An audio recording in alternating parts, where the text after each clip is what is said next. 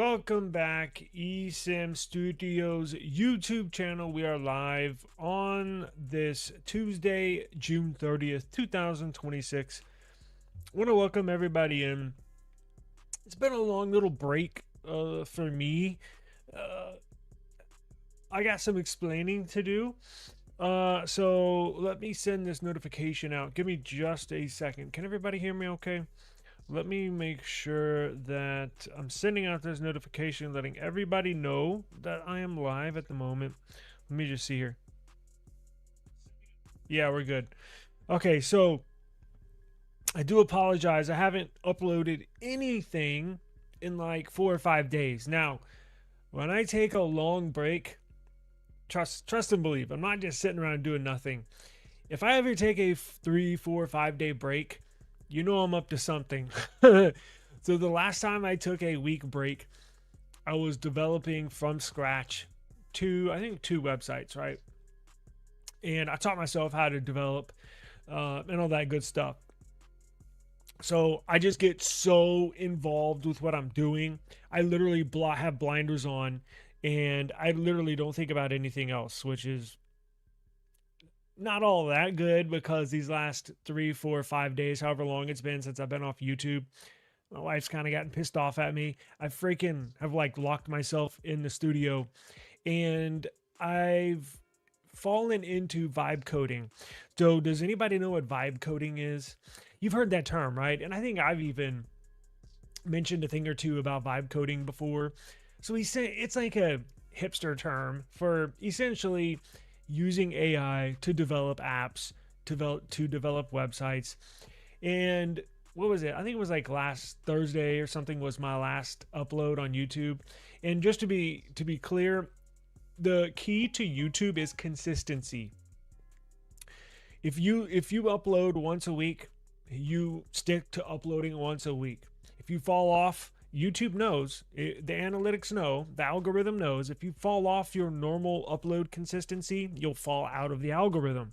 Well, for somebody like me, I literally do uploads one piece of content every single day, whether it's a short, a video, a live stream, something every day. And then when I go offline for 3, 4, 5, 6, 7 days at a time, you fall out of the algorithm. So this was going to be a members only live stream. But earlier today, I was like, shit, I haven't been on YouTube in like 3 or 4 or 5 days. I'm going to do a regular live stream. And then the members live stream that was initially scheduled for today, I'm going to probably do it not tomorrow because my wife's birthday is tomorrow. But I'll schedule the members only live stream for Thursday. We'll do it Thursday. But I've always heard vibe coding, right? And I've got a number of websites and an app on the app stores. And I think last week I was like, let me see what this whole vibe coding thing is about. Holy crap. It sucked me in. So I'm working on two web apps that are going to be converted into applications. And then I'm working on 2 or 3 other websites, web apps, progressive web apps, where you can add to your home screen. It's technically a website, so it's not going to be submitted to the app stores, but I'm working on like 5 projects. It's badass. If you love to create stuff like me, if you're an artist, if you're a developer, even if you're not a developer, because I was thinking about this earlier, if somebody that has 0 experience developing, could you potentially get something on the App Store? Yes, but you have to apply for a developer's, which I have, a developer's account for Google and Apple. But let's just say you wanted to get something up on a website, right? Is it possible if you have 0 coding experience and you don't have any websites or anything up? Yeah, you could. Now, with vibe coding, it's so cool. It just sucked me in. Like, I started my first project, and at first I was like, there was always one thing another app I wanted to put on the Play Store, but I couldn't think of anything else. And in the second day, it was like a freaking light bulb went off. I was going to get food one night, and all of a sudden I was like, oh crap, I could do this, I could do that, I could do this. It was like 3 things popped off in my head at the same time. and I could not wait to wake up the next morning and jump on my computer.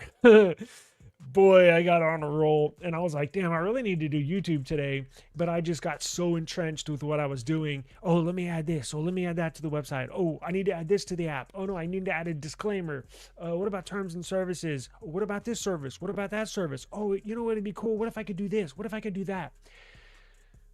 Ah, man, I get on a roll, and I just get on a roll. And so I wanted to make sure I got on YouTube today. I wanted to see how everybody was doing first and foremost, make sure y'all were doing good. Haven't seen y'all in a while. Wanted to show my face, but man, it's fun. So the key to vibe coding, if you're interested. Now, here's a cool thing that I did.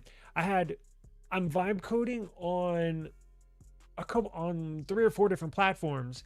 So I was like, you know what? I wonder which one of these platforms can make me the best project, the best end result. So I had one idea. Well, I got a bunch of ideas, but specifically for one of these ideas, I input. It's like AI. If anybody's used Gemini, so Base 44, Replit, Hercules. I'm missing another one. What am I on? Hercules, Base 44, Replit, and shit. What's the other one?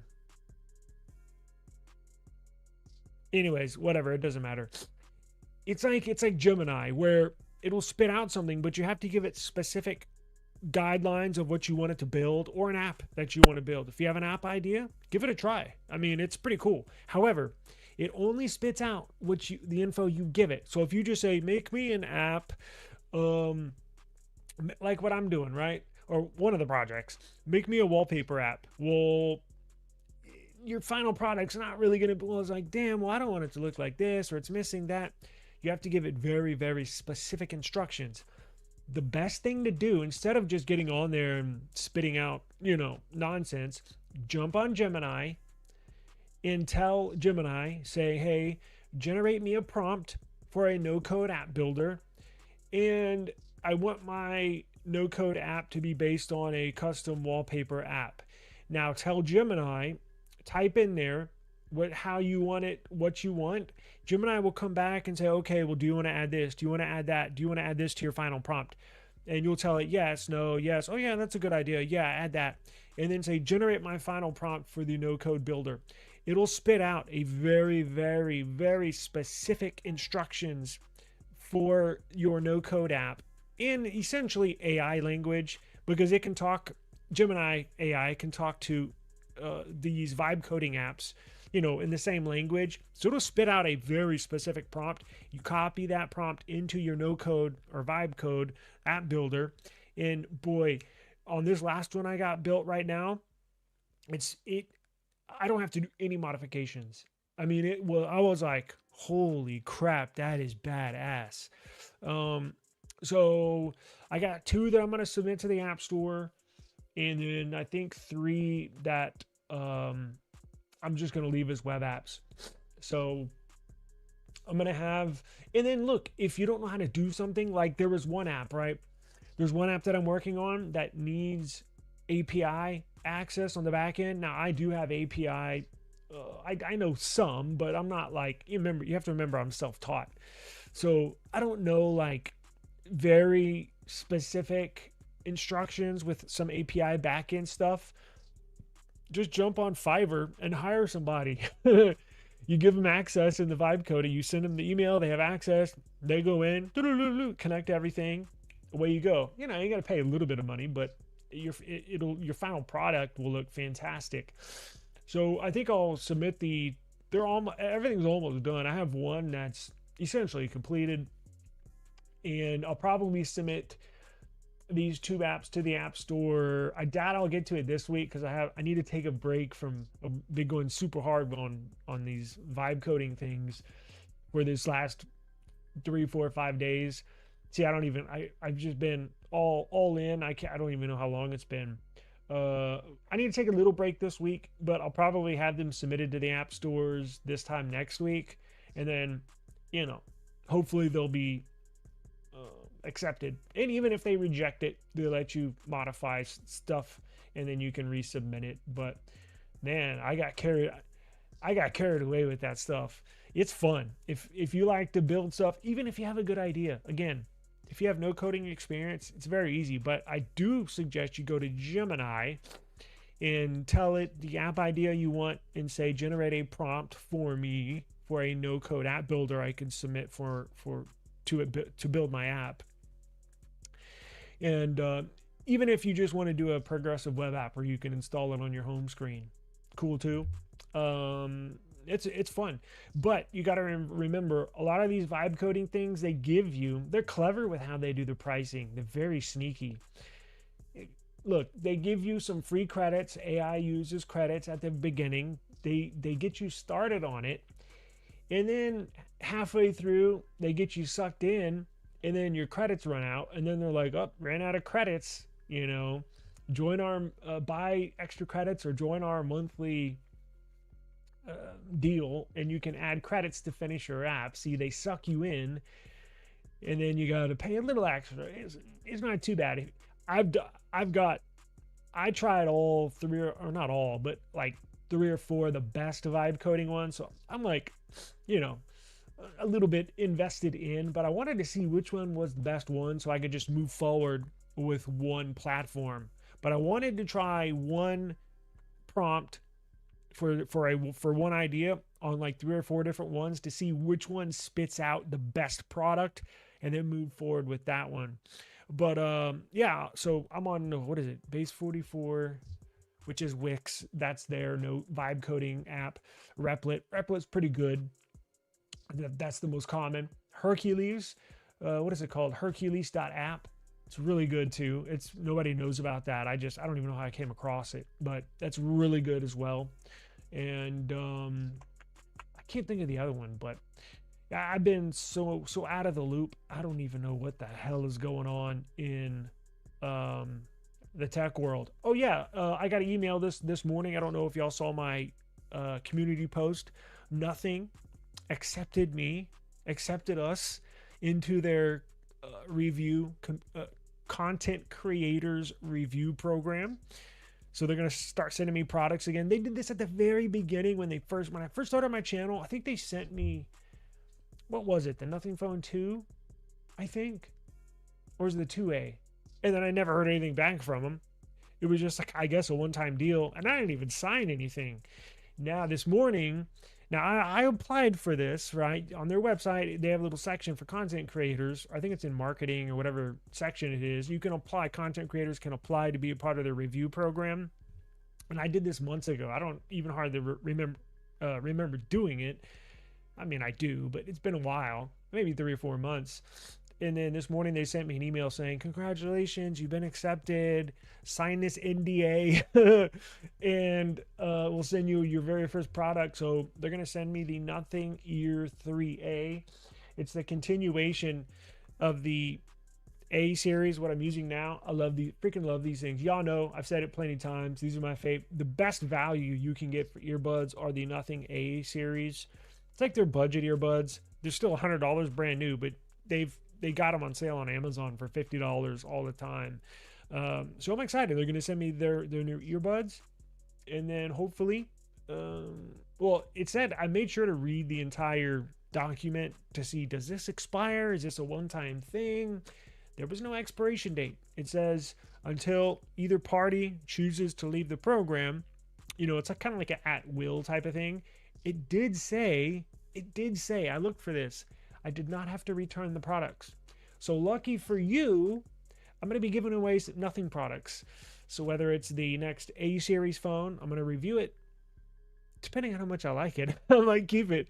But like for earbuds, stuff like that, I'm going to be giving away to y'all.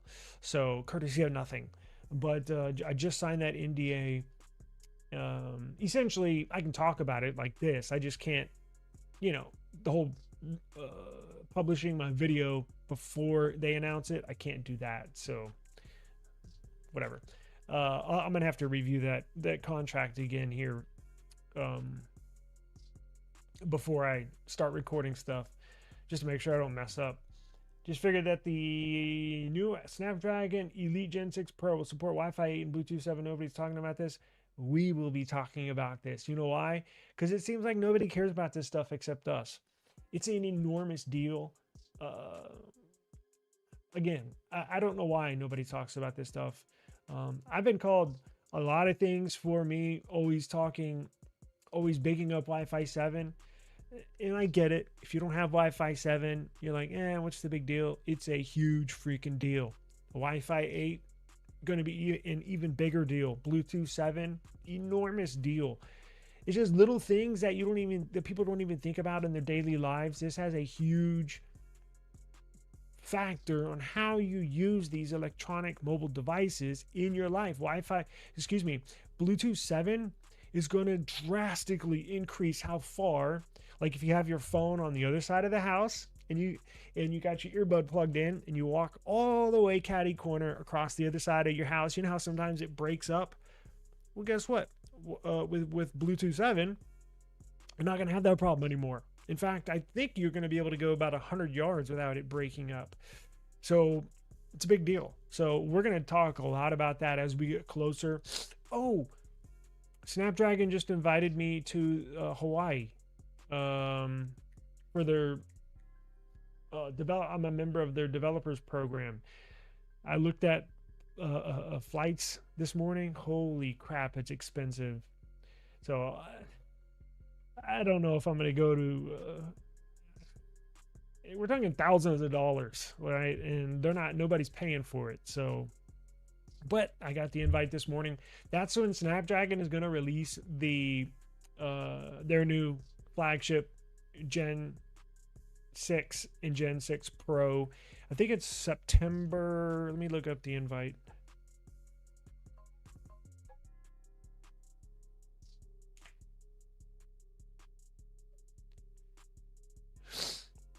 Let's see. All inbox. Snapdragon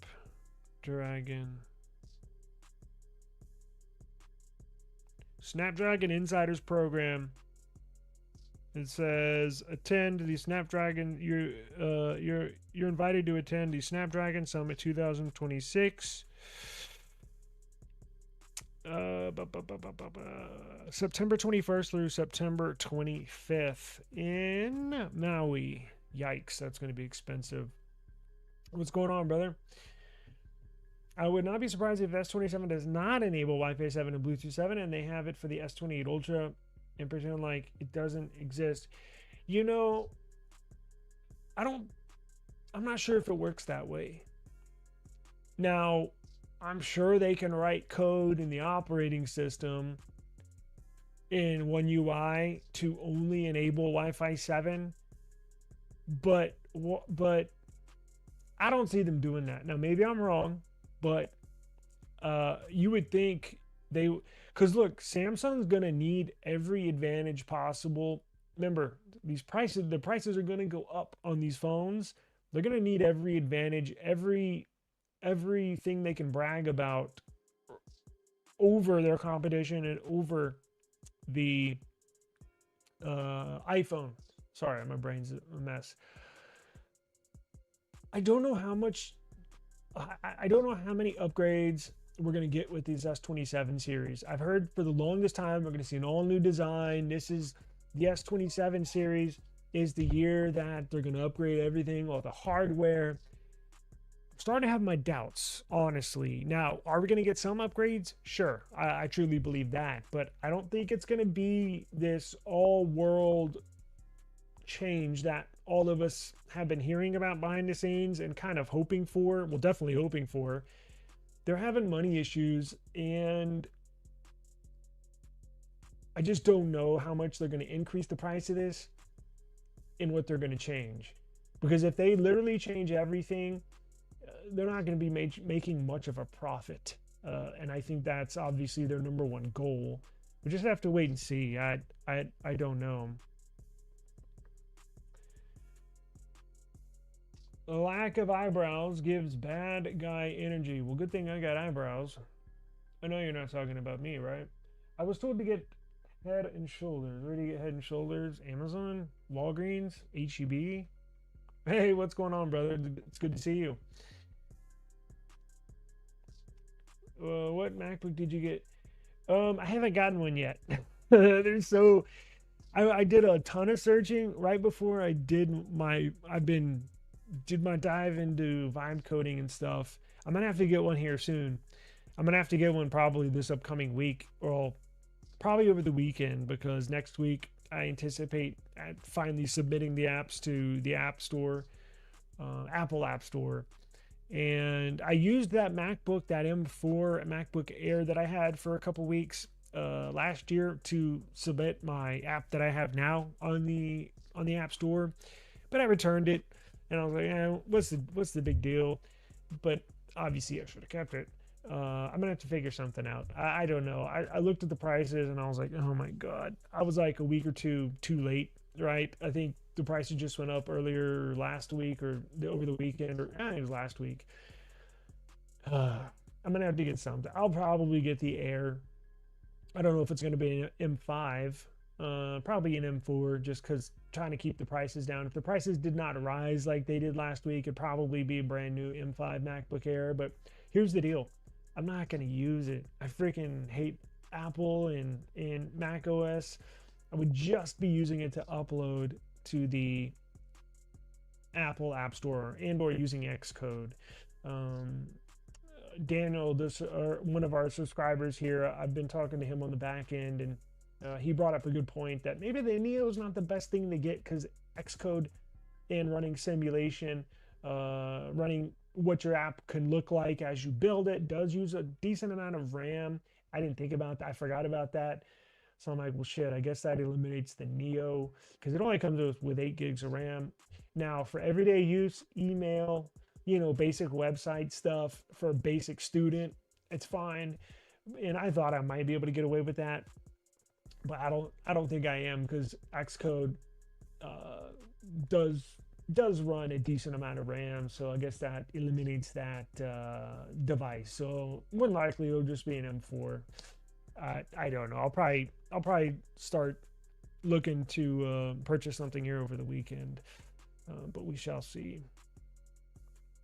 These phone chips are top level. Yeah, they are. Yeah, Snapdragon has really turned the corner. If you think about it, just in the last 2 to 3 years.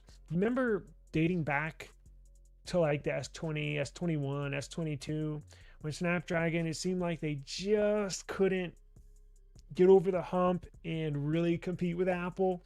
Well, now they've surpassed Apple as far as I'm concerned, as far as performance. It's amazing what they've done, especially with their laptop, desktop PCs. It's amazing where they're going. And you saw this week, how these companies are starting to make their own CPUs, like Apple, Google, Samsung's trying to, get their Exynos ramped up. And we've all talked about this. Snapdragon knows that eventually they're going to be pinched out of the market if Samsung makes their own CPUs, Xiaomi, Apple, Google. What does that leave? Qualcomm. Well, Qualcomm purchased, they're getting into data centers, data center servers, data center server CPUs. They purchased a big, I don't even know. I just read the headlines. I don't even know the details. Maybe I shouldn't talk because I'll probably sound stupid. But Qualcomm, they're making moves to solidify their future so they don't, go out of business. But they're getting in the AI world, data centers, server side, stuff like that. So they'll be fine. They have smart people running the company. I've been a long time fan of Qualcomm's since I can remember, honestly. I love their CPUs. I love their products. They make a fantastic processor. The issue, now I did have an issue with last year's flagship CPU. My S25 Ultra overheated like crazy. And then I enrolled in the beta program and all was good for a month or two, and then the battery life went to shit. But but this current flagship CPU that they have, phenomenal. And I think next year it's going to be even better. Well, yeah, they're going to launch this new one here in a few months. So at the end of the year, this upcoming new flagship CPU, fingers crossed. I think it's going to be great. The issue is that S27 Ultra and S27 Pro won't be using Wi-Fi 8 and Bluetooth 7. They are going to save these future flagship phones like S28 Ultra because they are cost cutting.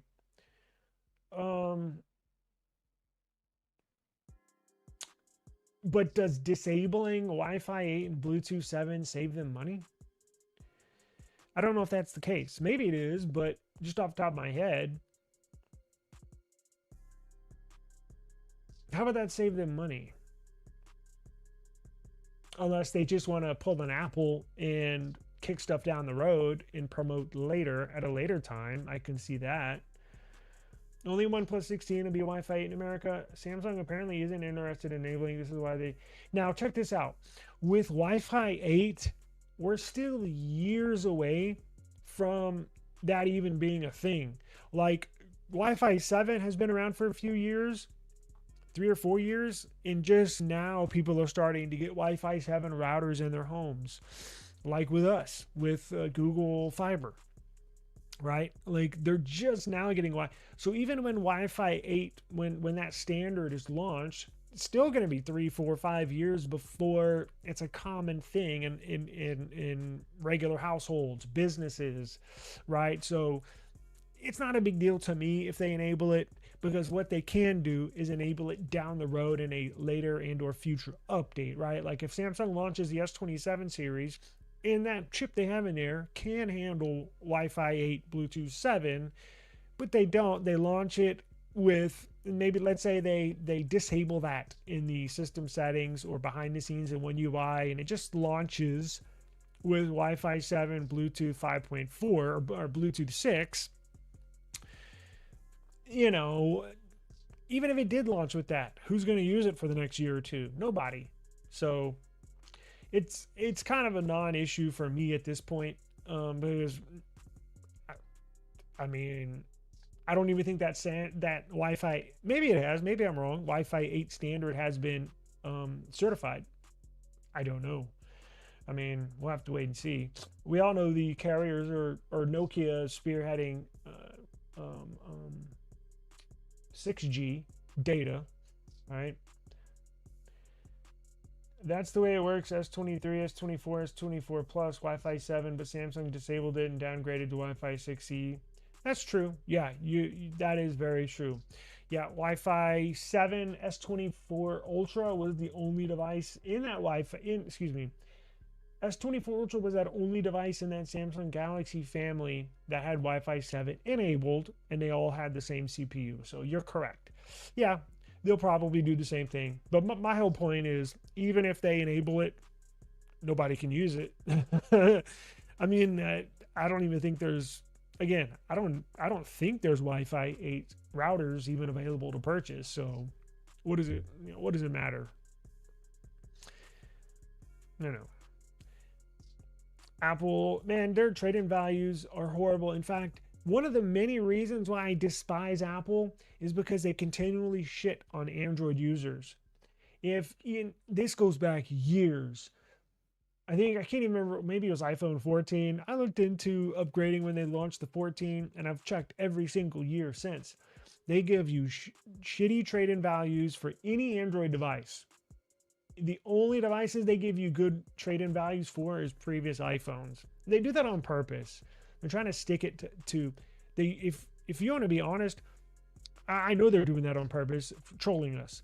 Because if they really wanted people to switch to Apple, they would give high trade-in values. So what Samsung does, they would give high trade-in values for your competitors' products. Draw people in, hey, you have a S26 Ultra, we'll give you $1,000 for it. Trade that in, and you can have $1,000 off the newest iPhone. It's like, why don't they do that? All right, Samsung does that, right? For other competitors, they give a high trade-in value because they want you to start using a Samsung phone. Apple does this because they can, because they're dickheads. That's the only reason why, right? Because they know they don't want your measly Galaxy phone. They don't want, which is better. They don't want your stupid Chinese OnePlus phone, which is better. They want to make it look like they have the superior product, and it's quite the opposite.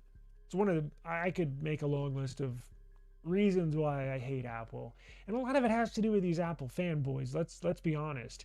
They think they're hot shit walking around like their stuff doesn't stink, when in fact you have the worst phone than I do. So why are you a snooty pretending like you got the best thing since sliced bread, right? So that's probably the number one thing that bothers me, is the Apple fanboys that think, oh, you have an Android, you're a peasant, or you're poor, you have an Android. What? What? Whatever. You're brainwashed, because these three phones I have here are way better than anything Apple has that are sitting on my desk right now. Anything Apple has.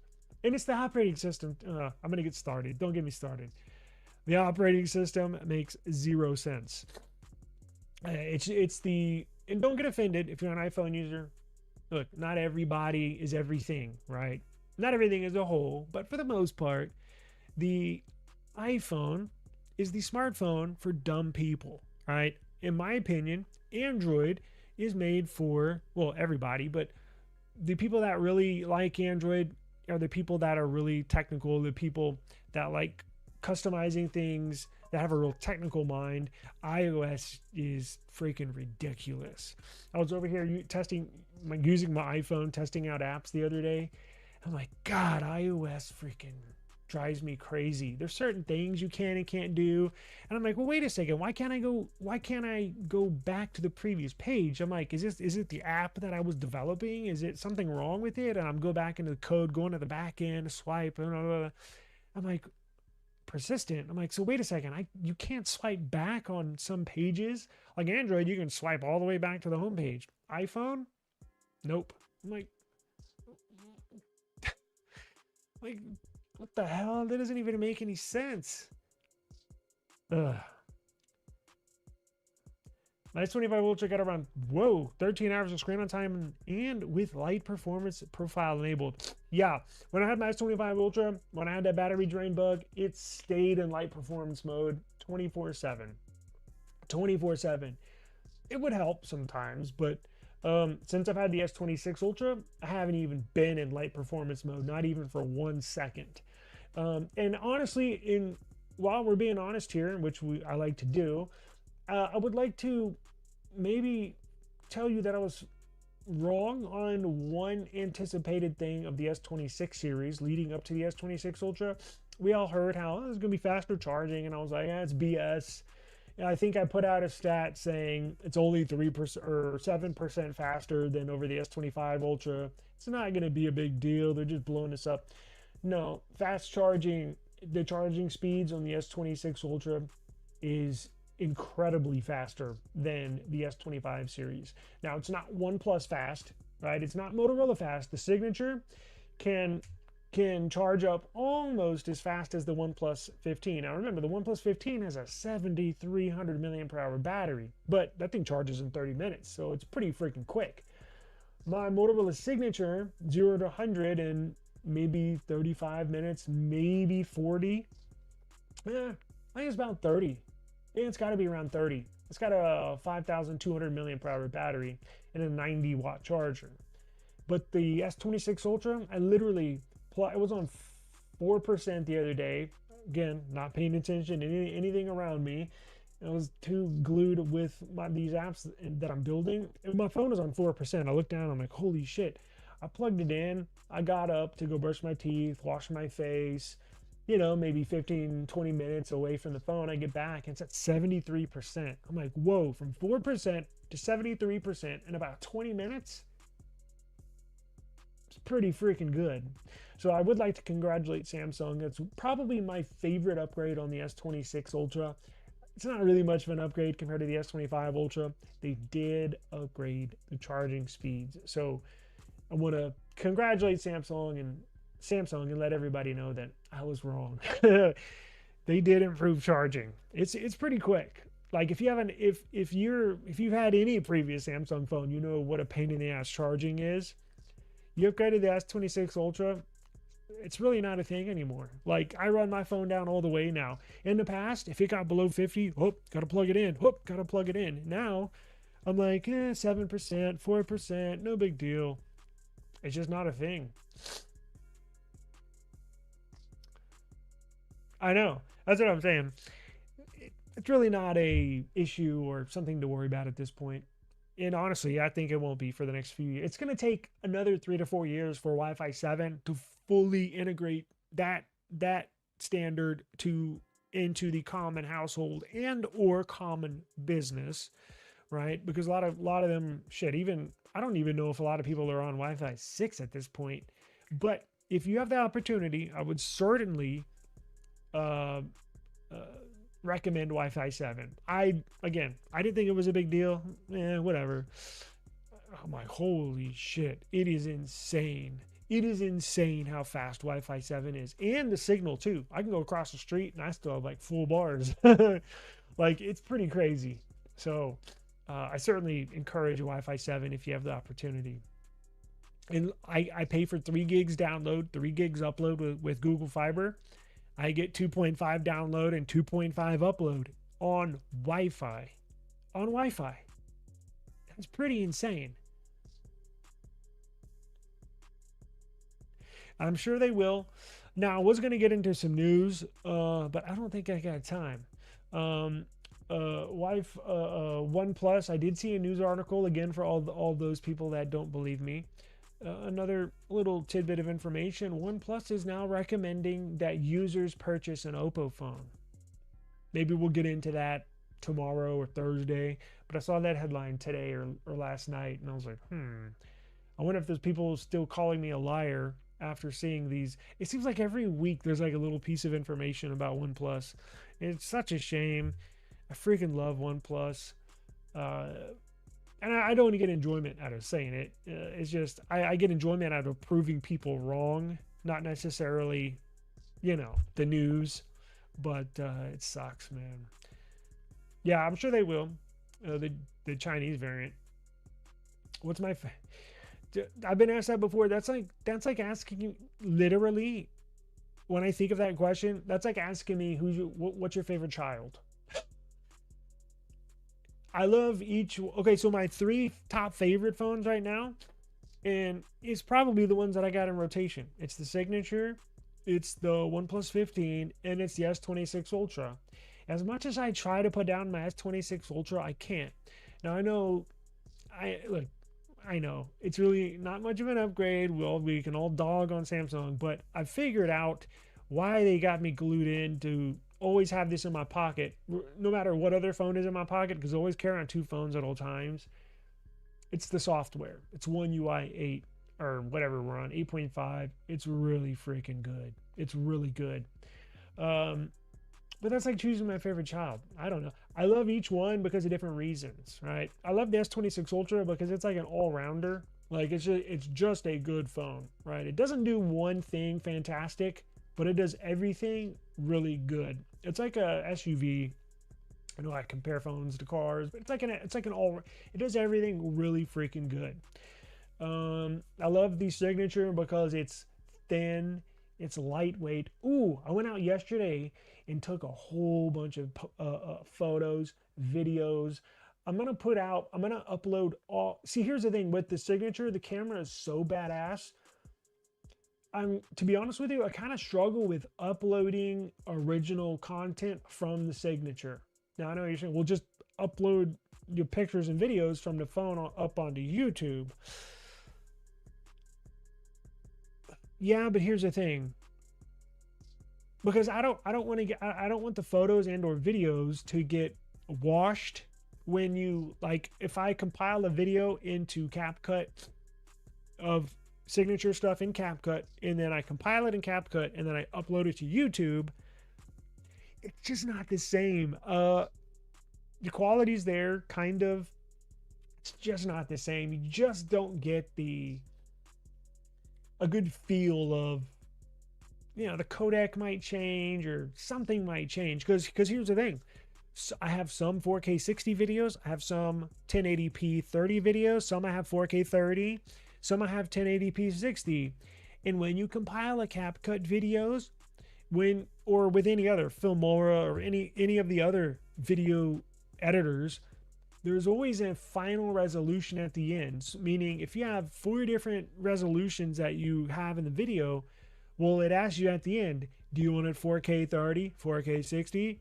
And then that means the entire project is that. Or do you want it 1080p 30? That means your 4K videos that you got in there are downgraded to 1080p, or the 60 frames per second video you have in there is downgraded to 30 frames per second, and you don't get a good feel of what the phone can do. So what I'm in the process of doing is I'm just gonna, all the content I shoot on the signature or moving forward, I'm gonna put in a Google Photos or Google Drive folder, and then I'll put that link out for y'all to check out.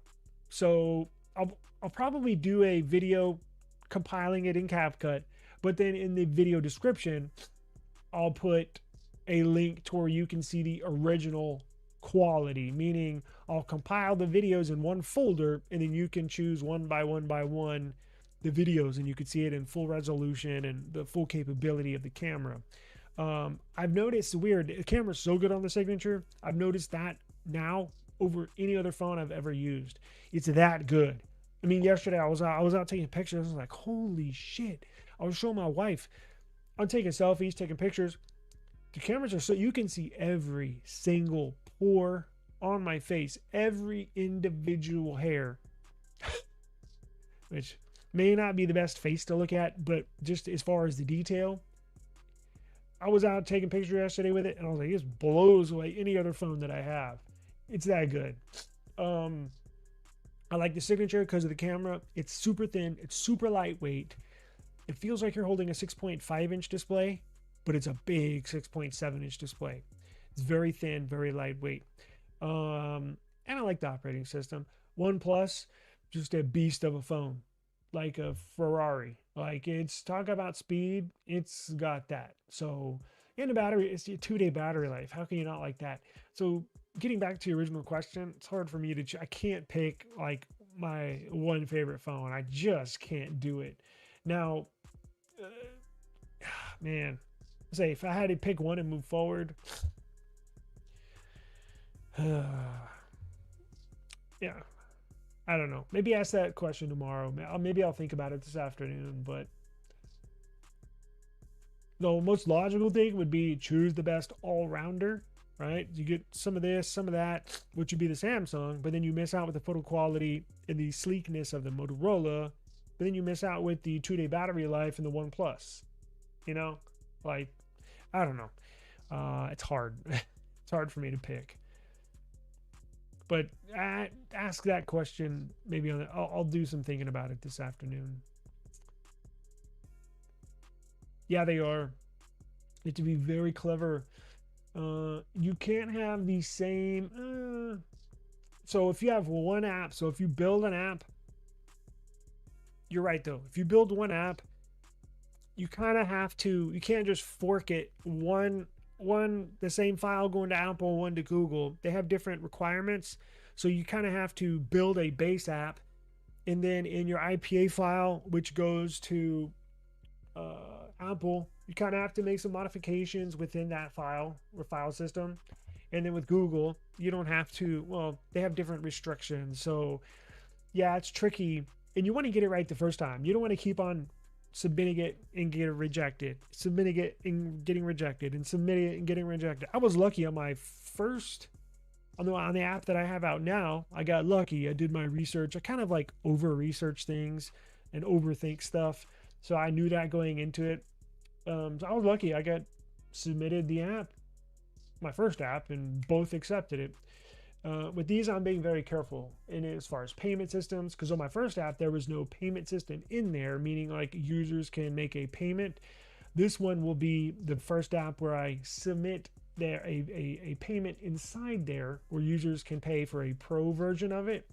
So I'm kind of going through that right now, kind of trying to figure out how there can't be any third-party payment processors in there, which is understandable. But yeah, it is interesting. Each have their own little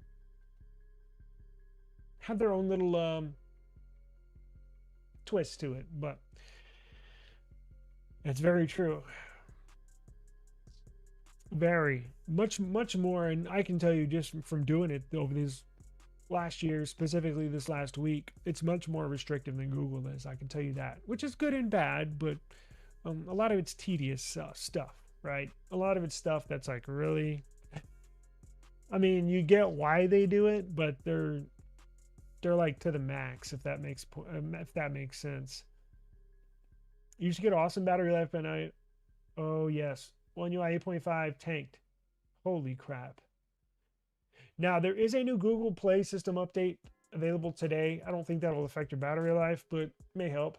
Now, did you try to disable Knox Matrix? Because it's that system app. Well, it's one of two, but Knox Matrix was the Samsung system app that was causing the most issues for people that had the battery drain problems. I made a video about it a couple weeks ago. It has a thumbnail with the bug on it. Just look for that, and I'll walk you through how to like disable it, which should help. I think there's been a couple of people that have commented that said it did help with theirs. So you can always go back and look. But yeah, it sucks. It totally destroyed that phone. I loved that phone, and it went downhill fast with that phone. Because when I first got it, I had overheating issues. You know, I had like 2 good months of use out of it where it was like perfect. And then boom. And then the next 4 months, it was bad battery life.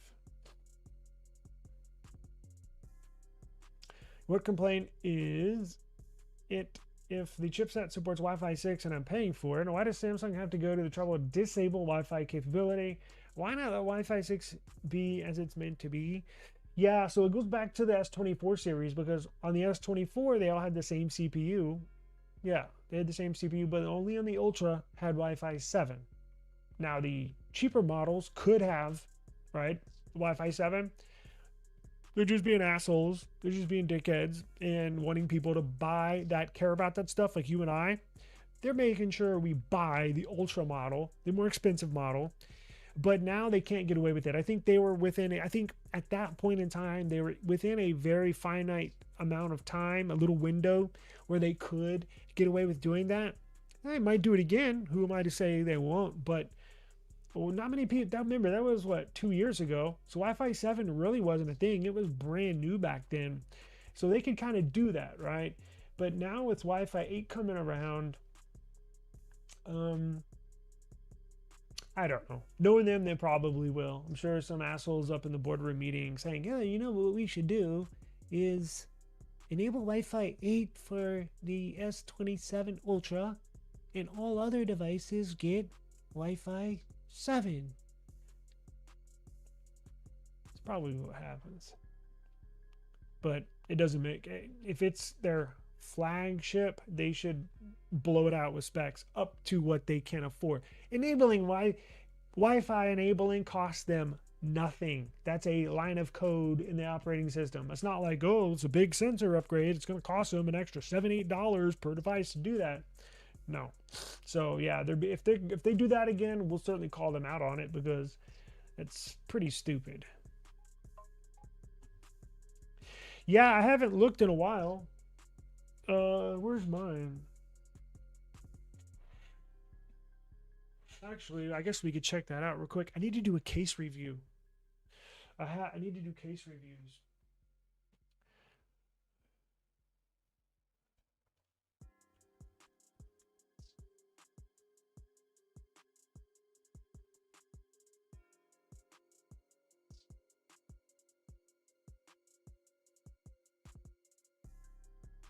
Let's see, shall we?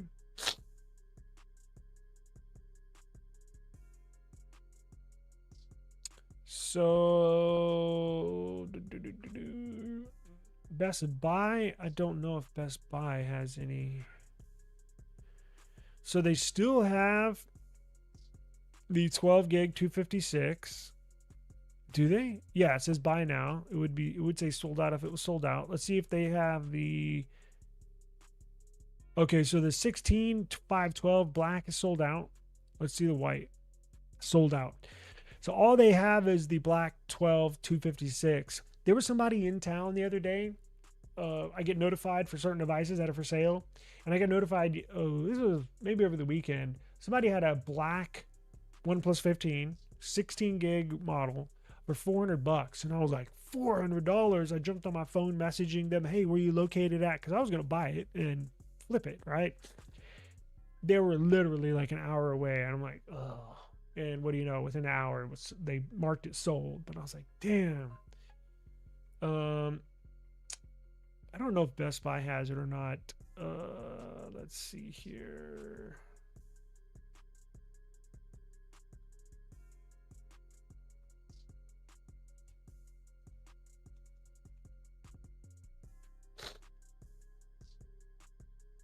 No. Know my location. Get out of here. Damn it. This no longer in new condition. As long as it's in good condition, I don't care if it's used, honestly. And that's the best way to go. I mean, unless you absolutely have to have a brand new device, as long as it's in good shape, I don't care. In fact, that's probably the smartest idea because you can get it for a couple $100 less. So where's their used units? They don't have any? That's weird. Normally they have like a little section under here that says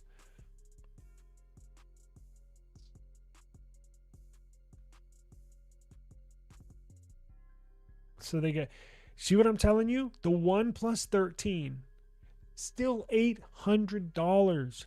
The prices of these devices have not gone down. The OnePlus 13 is more expensive than the OnePlus 15R. And that's insane. It's a good device. Classic phone. Can't go wrong with the 13. In fact, still be a viable device. Look, you can get one for sale for $487. Well, so hold up. This is still new? I would like to get a new R series device though, 15R. I might start looking for one. But that's a good deal right there. If you can find a OnePlus 13 for $487, that's a good deal. I don't see any 15s for sale at all. Let's see. Let's move it over here. Nope. Damn, that's a good one right there. 503 for the blue one. That's a good deal right there. So yeah, it looks like they're going quick. And again, there's not many for sale. Like on Swappo, on Facebook Marketplace. So what does that tell you? It's a good phone. People are holding on to it. They don't want to let them go. Every once in a while, you'll see one for sale. Now, I don't know how many they sold. I'm assuming a couple 100,000, maybe 150,000, maybe 200,000. We don't know, but there are just not many for sale. So if you do find, if you're looking for one and you come across a good deal, I would get it. But that's just me, right? I think it's going to be a classic phone that 5 years from now, we're going to look back on and be like, yeah, that was a badass phone, you know? And I think they still get updates for the next 5 years, 6 years, something like that. So we shall see, but it's a good phone, man. Google June Play System patch update. I don't know. I literally just updated my phones to the June update before I went live. Maybe an hour, about an hour before I went live. They're out right now, so I haven't even tested my phone yet. So the update is available if you go to your settings app, and it's for all Android devices. But if you don't have it now, you may get it the next day or two. But it's out. I've already updated one of my phones to it. I just haven't been on my phone since this live stream. So go to your settings app, go to your search bar, type in Google Play System Update, check for an update, download it, restart your phone, and away you go. Hopefully it does.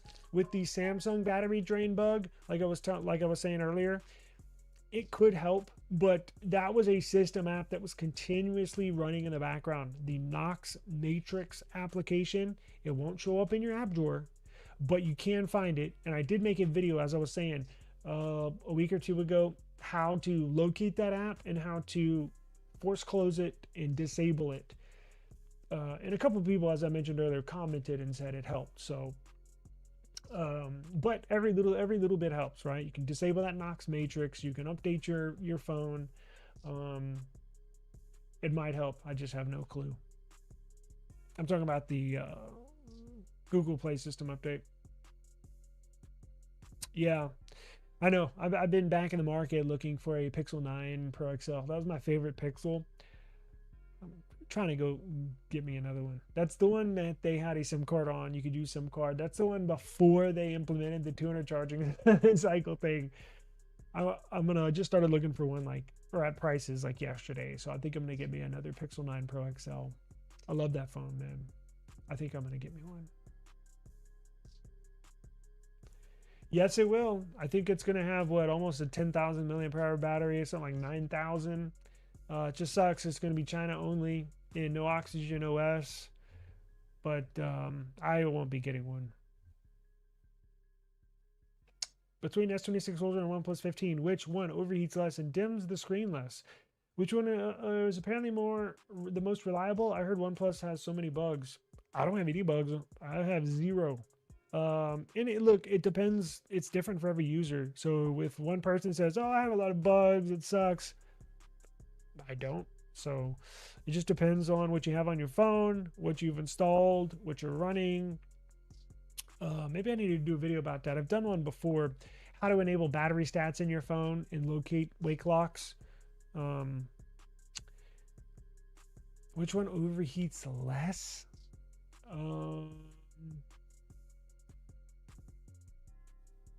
The OnePlus 15 overheats less, gets less hot.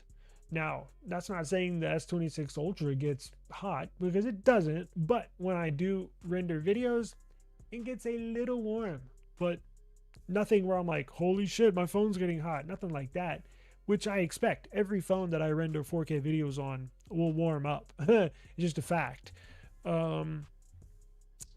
But screen dimness, I don't know. They both get pretty friggin' low.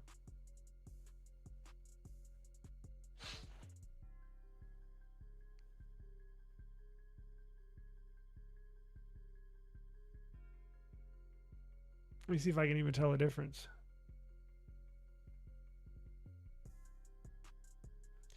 So it looks like maybe by a couple nits, the S26 Ultra is a tiny bit dimmer, just barely.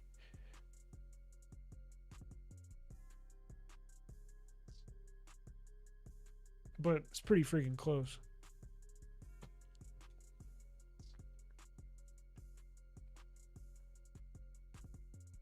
Yeah, it's the but I don't have any bugs. Customized setting on the S25 Ultra to save battery life. You talking about the profile where you can reduce the processor by its power by 20%, or it caps it at 80%. Yeah, I've used that one. No new ones on Amazon or Best Buy. Damn, what about Swappa?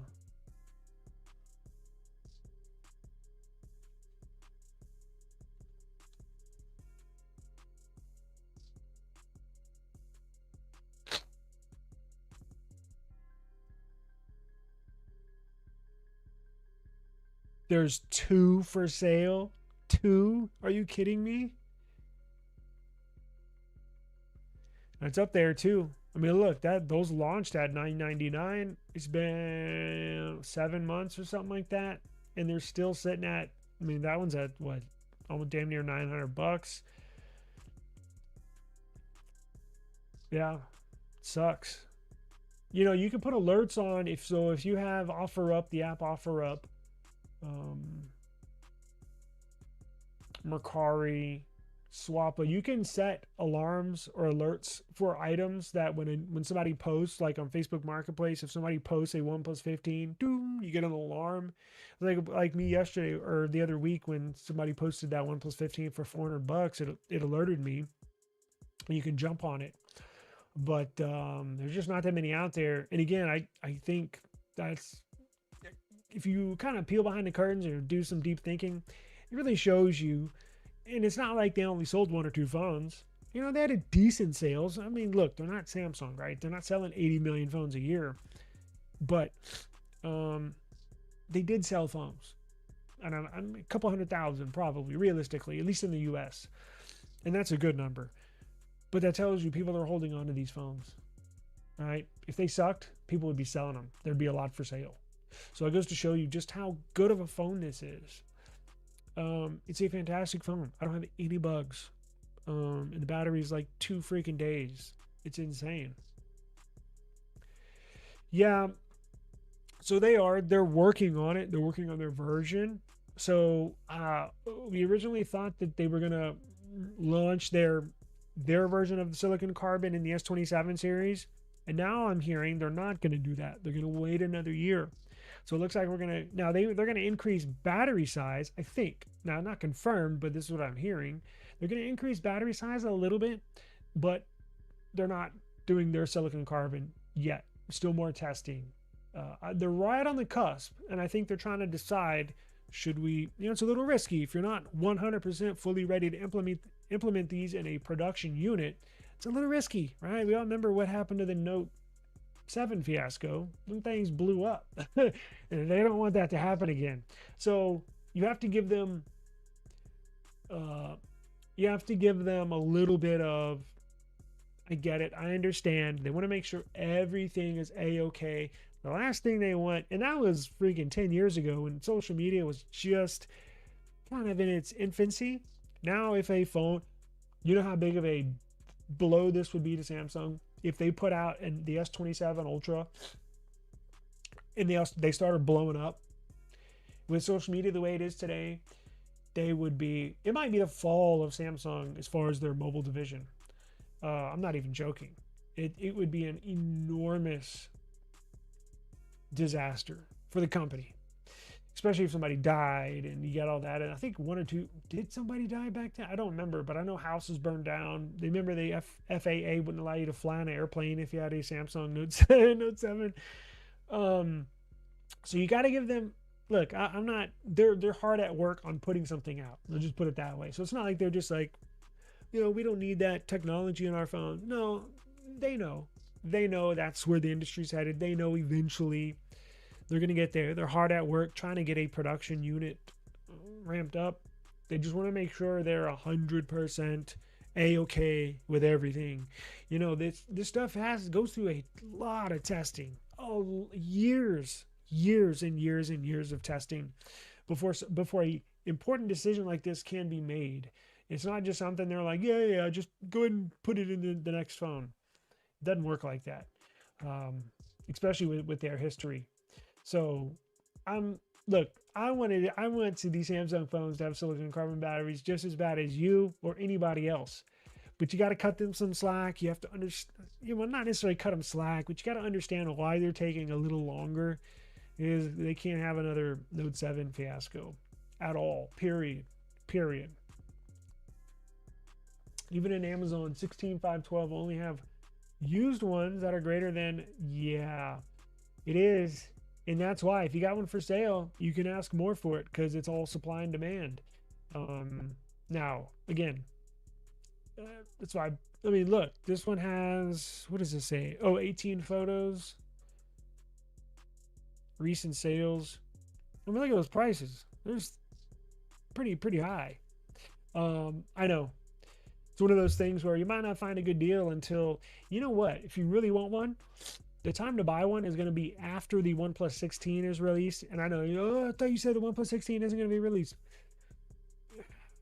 It's China only, remember, and it's going to be, there's not an Oxygen OS you can flash to this new device. So, and the carriers are probably not really going to work with this. So, are they going to make a OnePlus 16? Yes. China only, in my opinion. It's not worth even buying. Again, you won't be able to change the operating system. Everything's going to be in Mandarin. It's just, that whole thing. So I think the time to buy a OnePlus 15 is after the OnePlus 16 is launched. You'll see these prices, not drastically, they'll come down. And that's probably the time to buy one. Unless you find one like I did the other day for $400. Somebody's just trying to sell it to, they're behind on a bill, or a crackhead needs a quick fix, so they're trying to sell whatever they can. Those are going to be your best bets to find one at a good deal. But buying one from a retailer, probably not, or an online marketplace, it's probably be a good time to buy here in the next few months. So be patient. I wouldn't rush into anything. I would only buy something if you find a good deal on one, right? That's what I would do. Hey, what's going on, man? Appreciate you joining us today. Thank you very much. The hell? Oh, Finally found the cause of my S26 Ultra woes. It was the meta services which are pre-installed on unlocked US devices. After disabling them, it worked great. No shit. You mean like all meta apps like WhatsApp, Facebook, all that crap, Instagram? Now, did you uninstall it, or did you disable them, or what did you do? Or did you set the background processes to restricted? I might go through that later today and see what mine are set at. Because it's not like I'm getting bad battery life. I don't have any complaints, but I think I could get better. And you know, I think I could squeeze another hour or two out of it, quite honestly. Let's see here.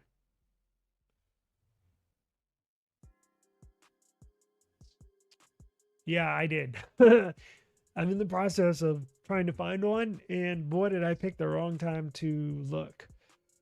I went through that earlier in the stream. I think I crossed out the Neo. I don't think it's going to work for what I'm looking for it to do.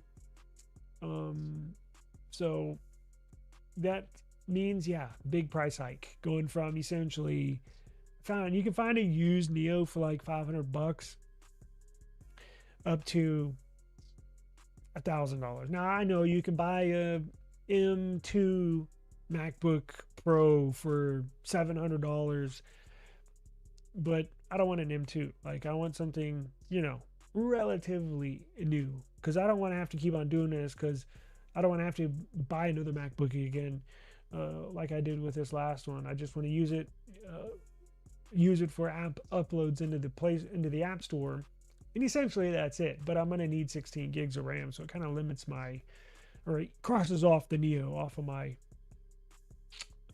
list. But I'll probably get back into looking here this afternoon or tomorrow. Yeah, it sucks. It does, and they set the standard for all other manufacturers. So now it gives Samsung an excuse to raise their prices, and it gives Oppo the excuse to raise their prices. It gives Samsung, Google, you know, everybody. Apple is, unfortunately, as much as it pains me to say this, they are the leader in certain aspects in the tech world. It is what it is. Yeah, I am too. I was gonna talk about that today, and I really don't have time. I'll probably do that tomorrow. Get into some news and some devices. I am too. I got an email this morning from Red Magic. I got on their wait list for that specifically. I can't wait. I cannot wait. I tried to get one last year, the Astra. I waited too long, and they were sold out before I could even attempt to make a purchase.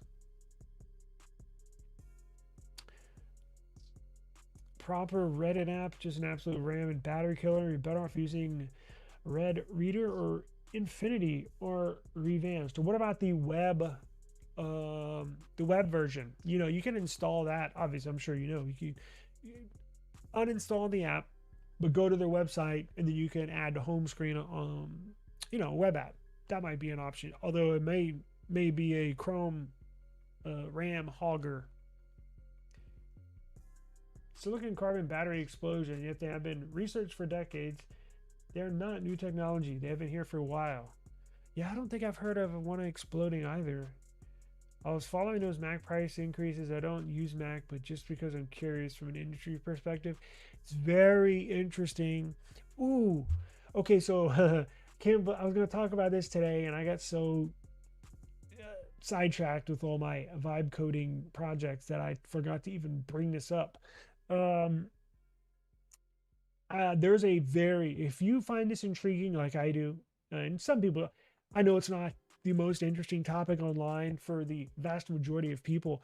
I find it dramatically interesting.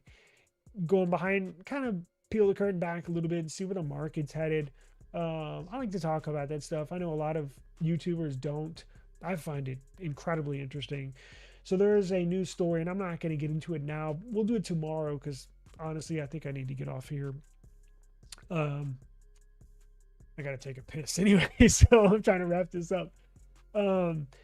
Apple, you know how they purchased the RAM in mass quantities at a negotiated lower price. When was it? A couple years ago or last year? Well, guess what? They've used up all that RAM. I told you they purchased a mass. I'm talking millions and millions of chips. Well, guess what?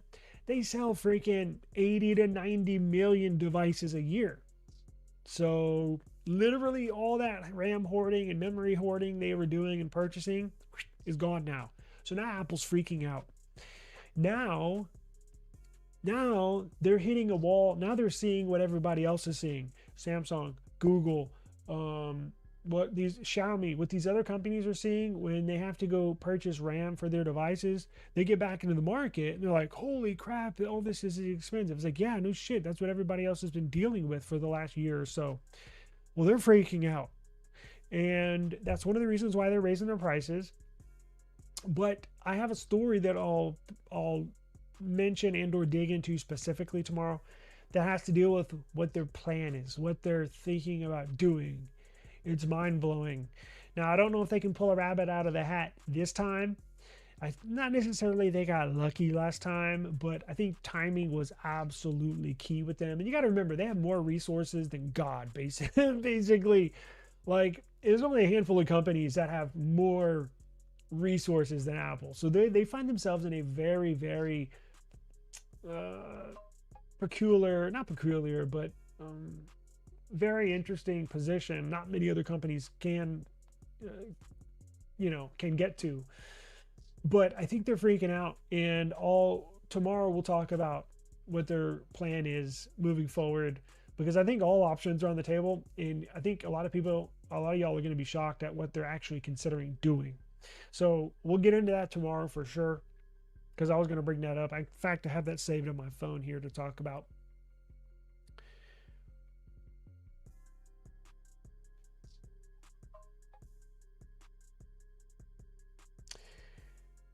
I don't know if you can. I don't know if you can. I mean, you can sue for anything, but it's honestly a supply and demand issue, right? I mean, I only took Economics 101 in college, so I get the basics of it.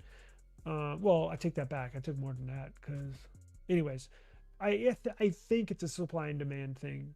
Well, I know it is. I know it is. We'll get into it tomorrow, but I don't know if they could be, because they have evidence to provide even if they did get into a lawsuit. Well, Apple, again, pretty freaking, they nickel and dime everybody, but everybody else is raising their prices too. So it's not just Apple. Yeah, supply and demand, exactly. I'm thinking of selling my desktop with 64 gigs of RAM, 580, 4 terabyte storage. Those could, I know you could just sell those components themselves individually and get a massive amount of money for those. I mean, those alone would pay for everything, or just the storage alone, not even the GPU. Never settled. Damn right. Damn, StreamYard's messed up today. Not all Meta apps. They have background services which can be disabled. Meta App Manager, got you. Meta App Installer and Meta Services can't uninstall outside of ADB. Got you. Yo, I just came across a program last week that'll let you uninstall. All you got to do is hook your phone up to it. Of course, you have to enable all that stuff in the phone in developer options. But I came across a program. I'm gonna see today or tomorrow. Actually, use it on one of these phones. Hope I don't jack it up. I think I'll use it on my spare Pixel because I'm not using it. But it'll uninstall apps. It's really cool. You reminded me. I'm gonna test that out. Maybe I'll do a video on that later. It's a program that'll do a bunch of cool stuff on your phone. You got the MacBook Pro? Yeah, see, I would get the Pro because I usually get the best of whatever products are out, but I'm not going to use it that much. So I'm like, I'd just be wasting money, you know? I'm just not going to use it that much.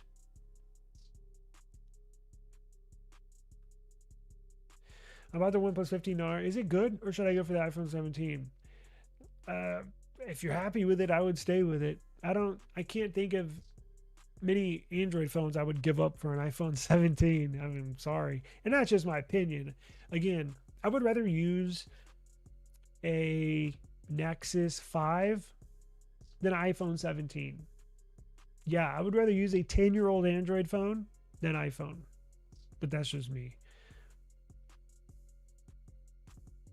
Yes. Yep. Full fiber internet. I got a notification the other day. We're enabled for, was it 10 or 12 gigs internet? I don't need that much. A lot of the connections, like on my computers, Ethernet ports on the back of my mini PCs, the most they can do is 2.5. So even if I get 10 gig fiber internet, of course I can buy a 10 gig switch. What is it called? Unmetered switch on Amazon. But really, like, that's kind of a lot. And even if I do route it into my mini PC, it's just going to max out at 2.5. So that's why I have 3. So I'm like, well, why? I don't, it's fine. It's fast. It's really fast. They didn't run out of RAM. The order got canceled midway from what I heard. No shit. Interesting. We'll dig into this.